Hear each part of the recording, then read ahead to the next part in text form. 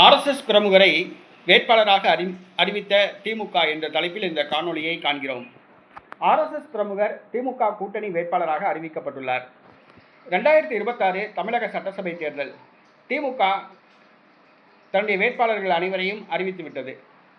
திமுக கூட்டணி கட்சிகள் ஒதுக்கப்பட வேண்டிய இடங்கள், தொகுதிகள் ஒதுக்கப்பட்டுவிட்டன. இதில் திமுக கூட்டணி கட்சி வேட்பாளராக ஒரு ஆர்எஸ்எஸ் பிரமுகர் அறிவிக்கப்பட்டுள்ளார். இது அனைவருக்கும் அதிர்ச்சியை அளித்துள்ளது. தமிழ்நாடு முதலமைச்சர் மு.க. ஸ்டாலின், திமுக தலைவர், மூச்சுக்கு மூச்சு பேச்சுக்கு பேச்சு எங்களுடைய கூட்டணி மதச்சார்பற்ற கூட்டணி அப்படின்னு சொல்லுவார்.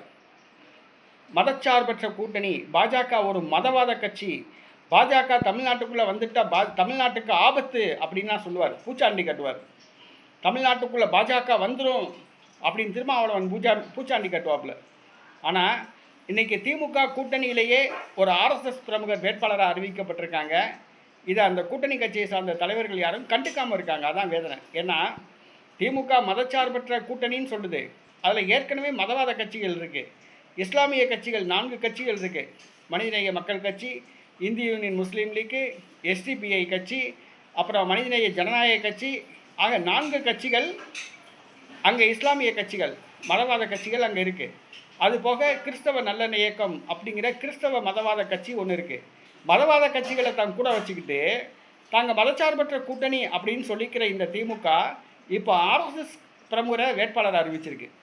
நத்தம் தொகுதி, திண்டுக்கல் தொகுதியில் நத்தம் தொகுதி. இது அதிமுகவுடைய கோட்டை. தலைகீழாக நின்னாலும் திமுக ஜெயிக்க முடியாது. 50,000 வாக்குகள் வித்தியாசம் தோல்வி அடையக்கூடிய ஒரு தொகுதி தான் நத்தம் தொகுதி.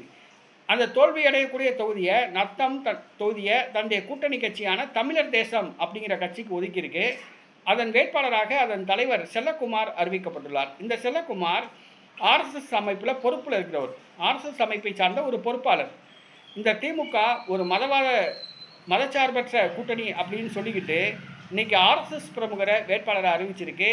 திமுக கூட்டணியில் இருக்க இஸ்லாமிய அமைப்புகள் வேட்பாளரை மாற்றுங்கன்னு சொல்கிறாங்க. முதலமைச்சர் காதில் வாங்கலை, செவுடைங்காதில் ஊதின சங்குமாரி இருக்குது. உண்மையிலேயே திமுக ஒரு மதச்சார்பற்ற கூட்டணினா இந்த ஆர்எஸ்எஸ் வேட்பாளரை மாற்றணும். ஆனால் நாங்களும் பாஜக மாதிரி ஒரு மதவாத கட்சி அப்படின்னா நீங்கள் மாற்றாமல் அதே ஆர்எஸ்எஸ் பிரமுகரை வேட்பாளராக தொடர்ந்து அவரே அறிவிங்க. அவருக்கு போய் பிரச்சாரமும் பண்ணுங்கள். உங்கள் திமுக திருமாவளவன் கட்சிக்காரவங்க, கம்யூனிஸ்ட் கட்சிக்காரங்களாம் போய் பிரச்சாரம் பண்ணுங்க. சரியா? ஆக தற்பொழுது ஆர்எஸ்எஸ் பிரமுகரை சார்ந்த ஒருத்தர் திமுக வேட்பாளராக அறிவிக்கப்பட்டுள்ளார். திமுகவுடைய முகம் அம்பலமாயிடுச்சு. இதுவரைக்கும் மதச்சார்பற்ற கூட்டணி அப்படின்னு சொல்லிட்டு இருந்தாப்புல திமுகவும் ஒரு மதவாத கூட்டணி என்பது அம்பலமாகிவிட்டது. அதுதான் உண்மை.